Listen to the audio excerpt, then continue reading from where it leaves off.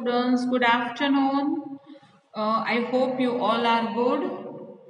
Today we are going to start a new chapter in ENV, chapter number 17, Animals for Transport. So everybody take out your ENV textbook and be ready with your textbook on page number 112. आपको पता है animals for transport का मतलब क्या होता है? जो animals जो ट्रांसपोर्टेशन के लिए यूज होते हैं, कोई एनिमल्स होता है जो फील्ड को प्लो करने में यूज होता है, कोई एनिमल्स होता है जैसे राइडर्स होते हैं जैसे कि bullock cart, horse cart, camel carts, okay, different animals. कई ऐसे एनिमल्स होते हैं जिसके ऊपर हम कोई भी गुड्स का लोड रख सकते हैं, जैसे कि डोंकीज है, एलिफेंट्स है। तो कौन से एनिमल्स कौन से ट्रांसपोर्ट के लिए यूज होते हैं, कहाँ पे यूज होते हैं, कैसे यूज होते हैं, इसके साथ उसके बारे में हम जानेंगे ये चैप्टर में, chapter number 17, animals for transport. So get ready with your book everyone. चलो let's begin. First of all, we'll complete this buzz. Look at the following picture. Circle the animals that you think are used for the transporting goods and people. Okay.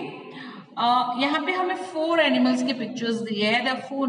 there are 4 pictures of animals: donkey, giraffe, lion and camel.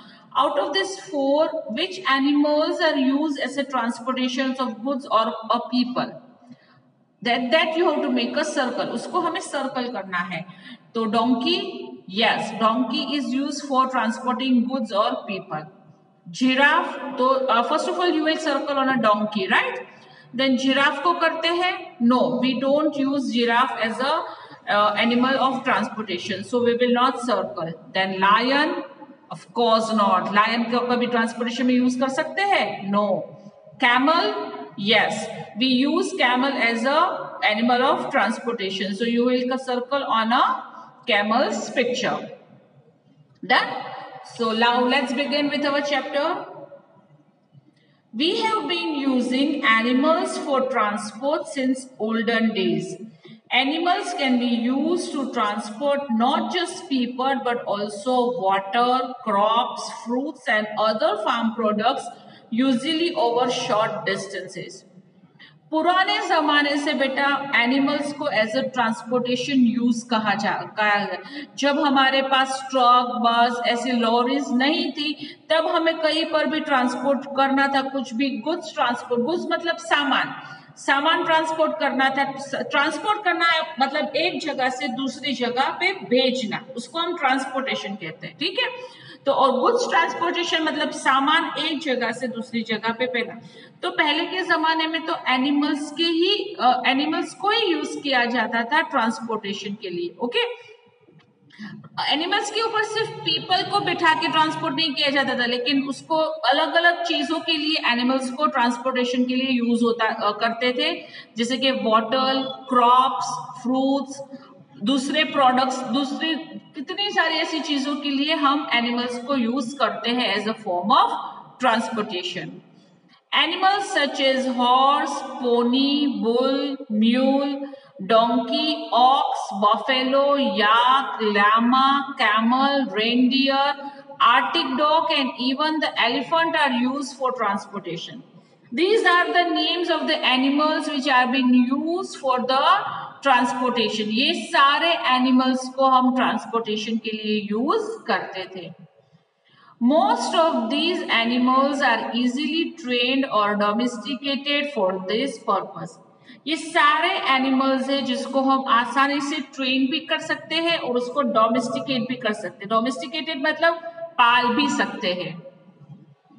The unique advantage of animal in transportation is their ability to travel over a wide range of areas, especially those which do not have roads or paths. Are disadvantages of animal transport it is very slow speed.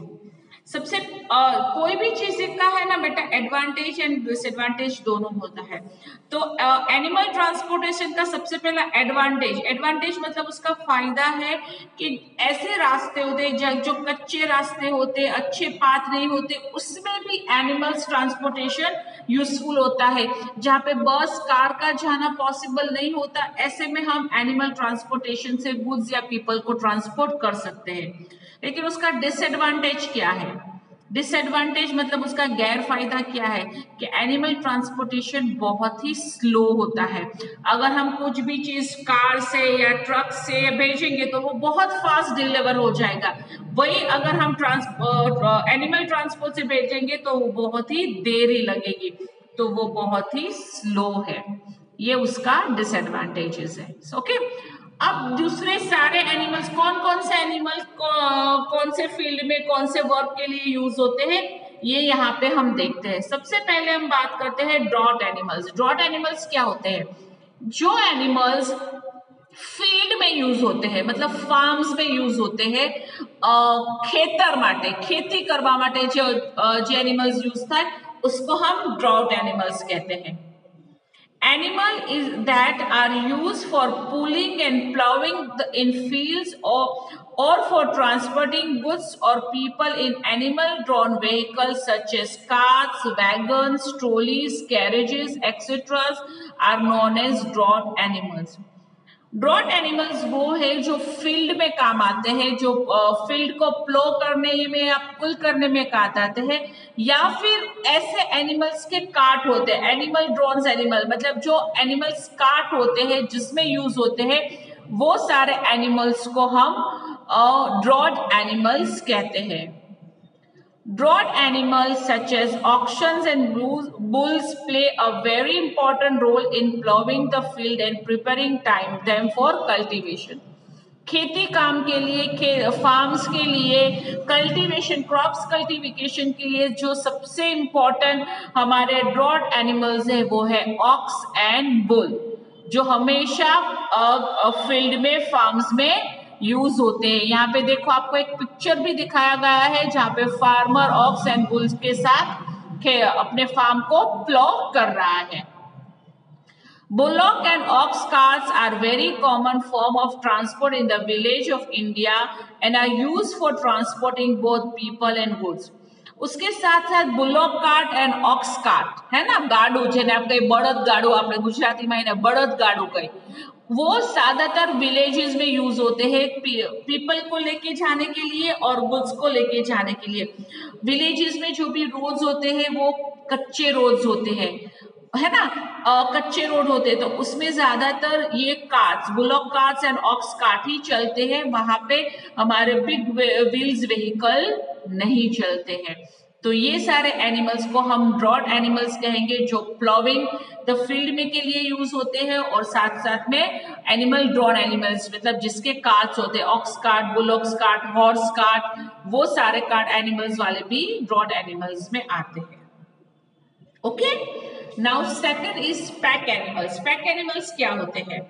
Animals that are used to carry goods and heavy loads on their back are known as pack animals.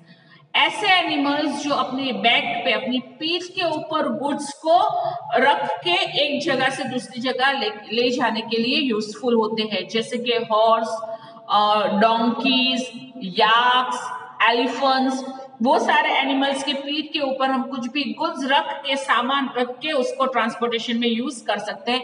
ऐसे animals को हम pack animals कहते हैं।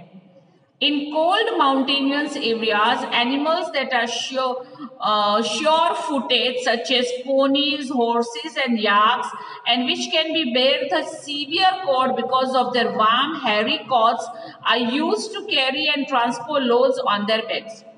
Mountainous area होता है ना, जहाँ पे बहुत बड़े माउंटेन्स होता है और वहाँ पे क्लाइमेट बहुत ही कोल्ड होता है, तो वहाँ पे जो एनिमल्स यूज्ड होते हैं बेटा, कि जो ट्रांसपोर्टेशन के लिए यूज होते हैं, वो है पोनीज, हॉर्स और याक्स।